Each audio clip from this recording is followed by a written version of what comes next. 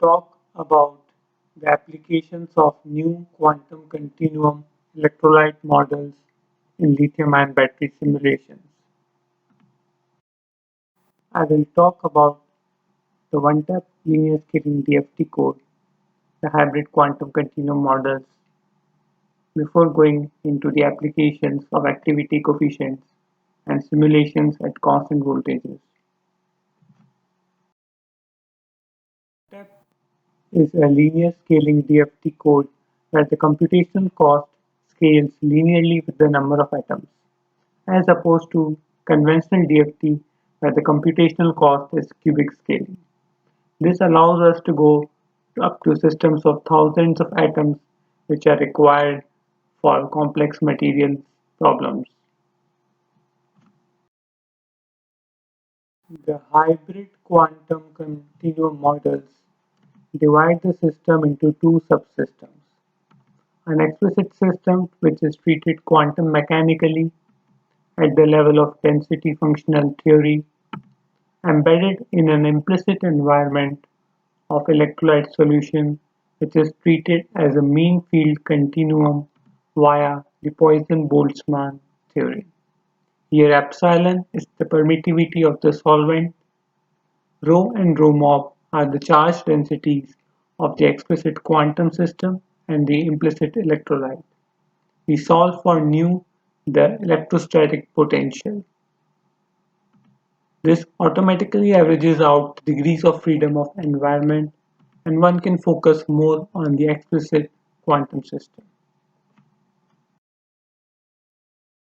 The dielectric permittivity of the solvent is described as a smooth function which varies from 1 in the quantum system to the permittivity of the bulk solvent outside.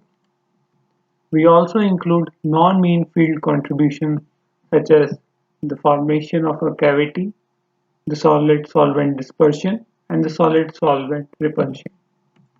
These are taken to be proportional to the solvent accessible surface area. For more details, please refer to the video by Jacek Dielis. The electrolyte is described as point-like Boltzmann ions of concentrations Ci and charges Zi.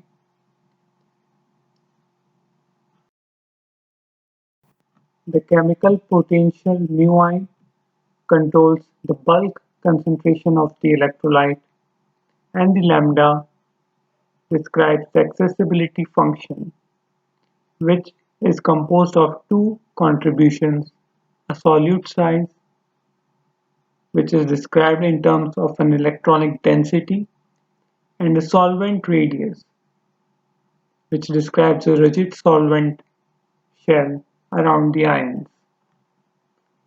If the electrolyte accessibility distance is decreased, the electrolyte comes closer to the quantum system. If it is increased, the electrolyte goes further away.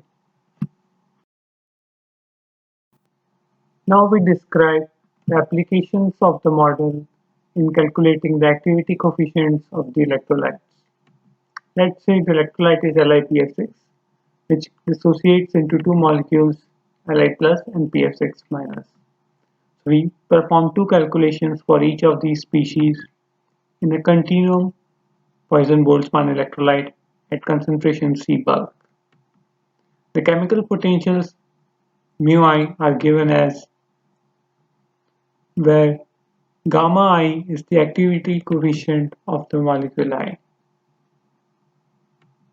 The chemical potential can be obtained from the change in free energy or the solvation energy. So by calculating the solvation energy, we can calculate gamma I or the activity coefficient, and the mean activity coefficient can be calculated as an average of the two. Demonstrate a calculation of the activity coefficients of LiPF6 in ethylene carbonate solvent. We vary the electrolyte accessibility parameters, the electronic isodensity, and the solvent radius. A value of solvent radius of 10.5 Bohr and electronic density of 0.002 gives a quite good match with the experimental activity coefficient. A large value of 10.5 Bohrs describes the rigid solvent shell around lithium plus ions in electrolyte, which is close to the size of the ethylene carbonate molecule. Here we demonstrate a calculation of activity coefficient of LiPF6 in propylene carbonate solvent. We take explicit clusters of LiPC6 and PF6PC9- and calculate the activity coefficient from the same procedure, but here we don't need a rigid solvent shell. We just vary the electronic isodensity, and a close isodensity value gives a decent agreement with the experiment. Now we demonstrate an application for simulations under voltage control. We have developed a new method for simulations of electrodes at controlled electrochemical potential or voltage as in lithium-ion batteries. The model parameters are calibrated according to the absolute potential of the lithium metal electrode, which is used as the reference electrode in lithium-ion batteries. The working electrode, such as the graphite anode or the cathode, can be set at fixed voltage with respect to the lithium reference electrode. We demonstrate the effect on graphite anode in lithium-ion batteries and the differential capacitance of graphene-based anodes. Here we show three cases. Case A is the calculation of neutral graphite anode, which has a charge of 0 electrons. The electrolyte surrounding it is also neutral. In case B, we charge the graphite anode by connecting it to the lithium metal electrode. We can see that the graphite is now negatively charged and it is surrounded by positive electrolyte. In case C, we apply a voltage of 1 volt with respect to the lithium metal. An increase in the voltage reduces the Fermi level or the number of electrons, and now less number of positive electrolyte ions are required to neutralize the negatively charged graphite. Now we demonstrate the application of the model in calculating differential capacitance of graphene-based anodes.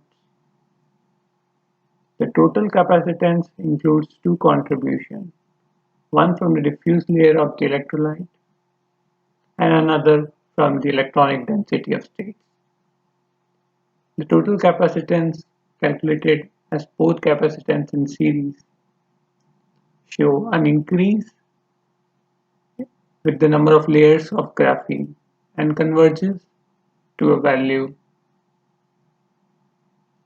The results compare well with previously found results, both experimentally and computationally. To conclude, we have developed a new hybrid atomistic continuum model for ab initio electrochemistry within the unique linear scaling one-type DFT code developed in the Skyless group, which allows for simulations of systems with thousands of atoms. The application is demonstrated in prediction of activity coefficients of electrolytes, and new grand canonical method can be controlled with experimentally relevant parameters such as voltage. We demonstrated the effect of voltage on graphite anode of lithium-ion battery and the differential capacitance of few layer graphene electrodes. At last, the bibliography and acknowledgements. Please put your questions in the comment section of this video. Thank you for watching.